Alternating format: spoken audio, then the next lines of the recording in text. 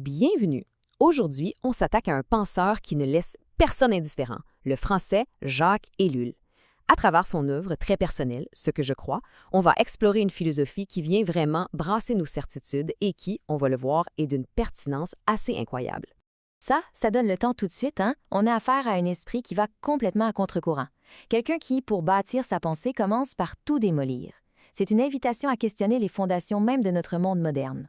Alors, pour vraiment saisir ce en quoi Ellul croit, le plus simple, c'est de commencer par ce qu'il rejette.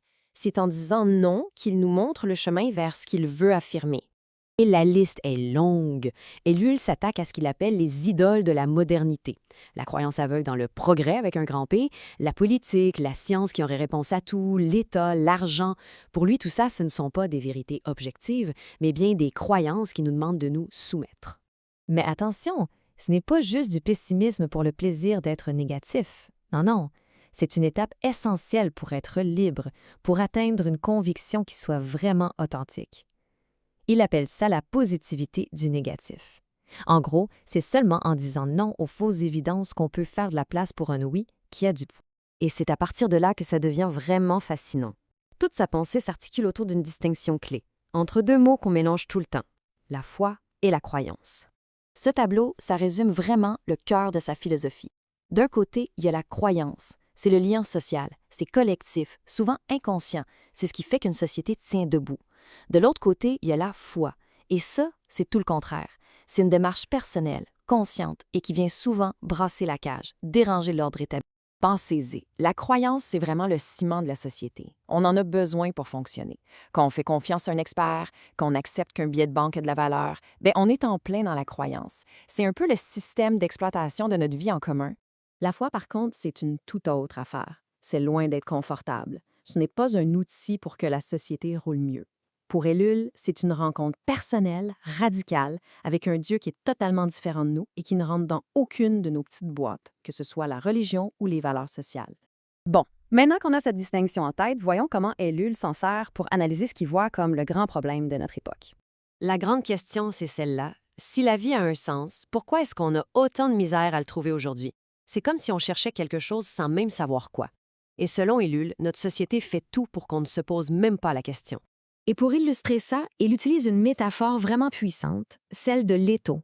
Il dit que la vie moderne nous coince entre deux mâchoires qui nous empêchent carrément de réfléchir au sens de notre existence. Et ces deux mâchoires, quelles sont-elles? D'un côté, le travail insensé, souvent répétitif, à toute vitesse, qui nous vide et nous laisse pas une seconde pour penser. De l'autre, le divertissement sans fin, une avalanche de distractions pour s'assurer qu'on ne pense surtout pas à l'absurdité de tout ça. On est soit trop occupé, soit trop distrait. Il n'y a pas d'entre-deux. C'est exactement ce qu'il dit ici. La société nous bombarde de jeux, de sports, d'infos, juste pour être sûr qu'on ne se pose pas à la question qui dérange. Après le bulletin de nouvelles qui nous montre l'horreur du monde, on passe tout de suite à autre chose. Faut surtout pas que le malaise ait le temps de s'installer. Alors, on fait quoi? Comment on s'en sort dans ce monde plein de contradictions? Ellul nous propose un outil pour y arriver, un outil intellectuel qu'il trouve super puissant, la dialectique. La dialectique, ça peut sonner compliqué, mais l'idée de base est assez simple. C'est une façon de penser qui n'essaie pas d'éliminer les contradictions, mais au contraire qui les accepte. Au lieu de dire c'est soit A, soit B, la dialectique regarde comment la tension entre A et B peut faire naître quelque chose de complètement nouveau. Et ça nous ramène à sa formule choc, la positivité du négatif. Pour lui, c'est le conflit, c'est le défi, c'est la contradiction qui crée la vie, qui fait avancer les choses. Une société ou même une personne qui n'a plus d'opposition, plus de défis, elle stagne. Elle devient répétitive, elle meurt à petit feu. C'est vraiment la contradiction qui est le moteur de l'histoire. Et ce qui est fascinant, c'est qu'Ellul applique ça à lui-même, à toute son œuvre. D'un côté, il y a son analyse sociologique très critique qui démontre les pièges de notre société. De l'autre, il y a sa réflexion théologique, une affirmation de la liberté et du sens qu'on peut trouver dans la foi. Les deux se répondent, les deux sont en tension. OK, on arrive maintenant à la conclusion de tout ça. Parce que la pensée d'Ellul, ce n'est pas juste de la théorie. Ça débouche sur un appel très concret et, on va le voir, plus pertinent que jamais. Ça commence avec cette phrase, toute simple mais tellement puissante. La Terre est notre seul lieu, elle est notre seule patrie. Pas de plan B, pas de fuite possible sur une autre planète. C'est ici que ça se passe. Et à partir de là, il dit que notre vraie vocation, comme humanité, ce n'est pas la conquête ou le pouvoir, c'est de créer l'harmonie. Parce que, Et c'est ça le point clé, la Terre n'est pas naturellement harmonieuse. L'harmonie, c'est un projet, c'est un travail à faire.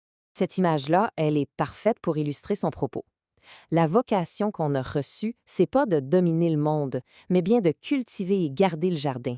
On est des gardiens, pas des conquérants. Le problème, selon Ellul, c'est qu'on a fait le mauvais choix. Depuis des siècles, on a choisi la voie de la puissance, de l'exploitation, de l'avoir toujours plus. On a préféré ça à la voie de l'harmonie. Et aujourd'hui, on en paye le prix. On est en train de détruire notre propre jardin. Et c'est là-dessus qu'on va se quitter, avec cette question qui résume tous les défis que nous lance Jacques Ellul. Dans un monde qui ne jure que par la puissance et la performance, qu'est-ce que ça voudrait dire pour nous aujourd'hui de choisir l'harmonie?